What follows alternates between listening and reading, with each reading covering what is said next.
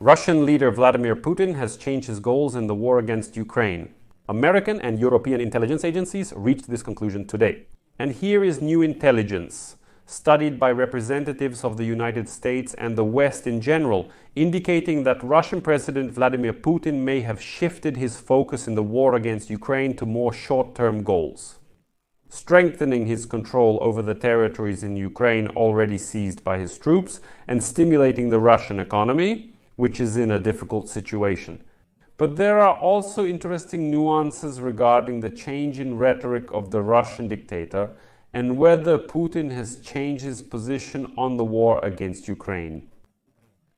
I'm Alexei Pechi, it's May 2nd, let's discuss this topic. In particular, Western intelligence agencies suggest that Putin's direct goals in the war against Ukraine have indeed changed. So it is reported that there is a certain evolution in recent assessments by United States and Western intelligence, suggesting that Putin believed the state of the war was to his advantage, that he has the drive and human resources to wage a longer struggle against what he sees as a weakened Ukraine, and eventually seize all of Ukraine.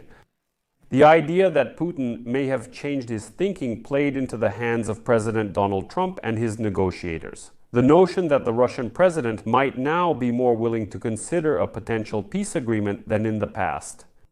American intelligence sources in particular report this to the publication.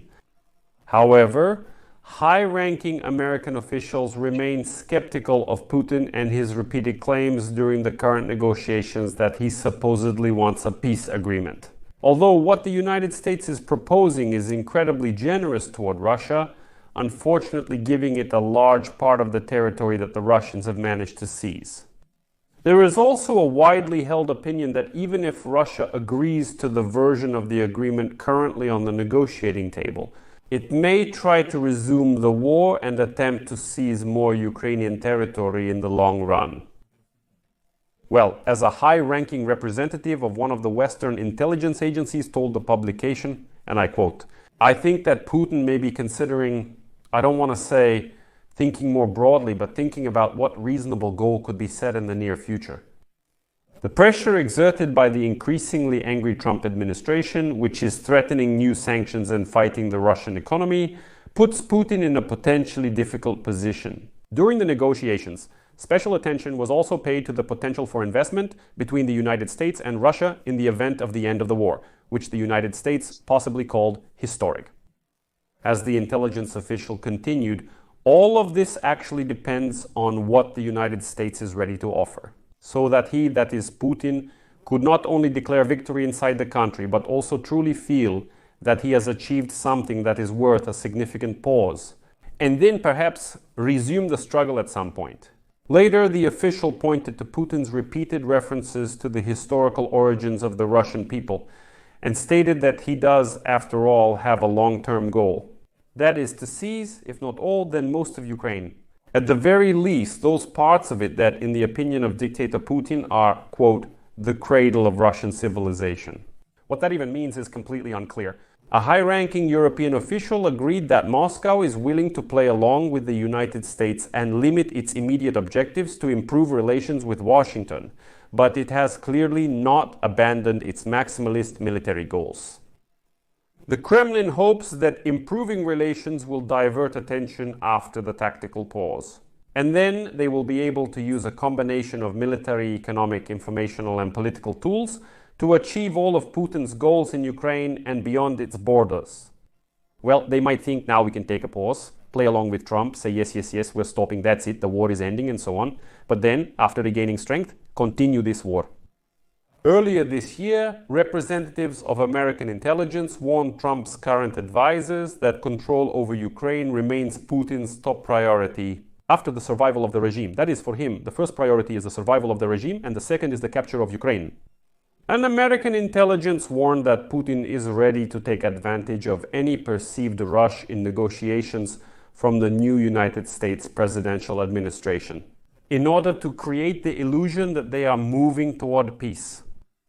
Well, as Congressman Democrat Jason Crow, who is a member of the House Intelligence Committee, said the other day, quote, Putin's thinking has changed because he believes he has a sympathetic United States president who doesn't know what he's doing and is more interested in short-term victories. Putin thinks that there could be a settlement, but it just won't be implemented. It is important to note that during the negotiations that began under Donald Trump, Ukraine repeatedly called on the United States and Europe to provide security assistance and guarantees as part of a potential agreement. So that even if Ukraine gives up part of its territory, this would deter Russia from resuming the war with the aim of seizing more of the country. According to a high-ranking American official, Russia's goal is to gain recognition of as much territory as possible and to make Ukraine as weak as possible. There are no signs that Putin will actually be able to conquer the rest of Ukraine, since his troops have long been unable to significantly move the front line. Therefore, any changes in Putin's thinking stem from this realization and from the Trump administration's efforts to push both sides to agree to end the war. Next, the official says that the calculation of what else Putin could achieve at this stage has probably changed, partly because there is a desire to end the war. The calculation on the part of the United States has changed since the Biden administration, which apparently is also contributing to the change in Russia's calculation. Discussions about where territorial borders could be drawn have focused on 5 territories where Russia has the strongest positions, including Crimea, which Putin seized in 2014. Trump stated that Ukraine will not get back most of the land it has lost in this war.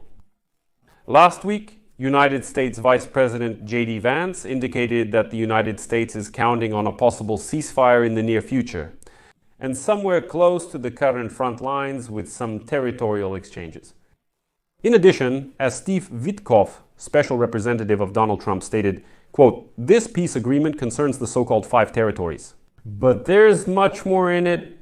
I think we might be on the verge of something that will be very important for peace as a whole." Some European allies are extremely concerned about the proposed structure of this peace deal, since the United States might recognize territories illegally seized by the Russians. Trump stated that the United States is ready to recognize Russia's sovereignty over Crimea. Meanwhile, Russian Foreign Minister Sergei Lavrov stated this week that Moscow wants international recognition of all 5 Ukrainian regions that Russia fully or partially controls. However, Kyiv stated that it would refuse to do so. Another high-ranking United States official is the special representative for Ukraine. Keith Kellogg directly stated that Ukraine had already agreed to a ceasefire. And now we just have to wait for Russia to agree to the same thing. Well, in order to wait, of course, we need to increase the pressure on Moscow. However, among Western politicians and intelligence officials, there has long been doubt that Putin and his inner circle are negotiating in good faith.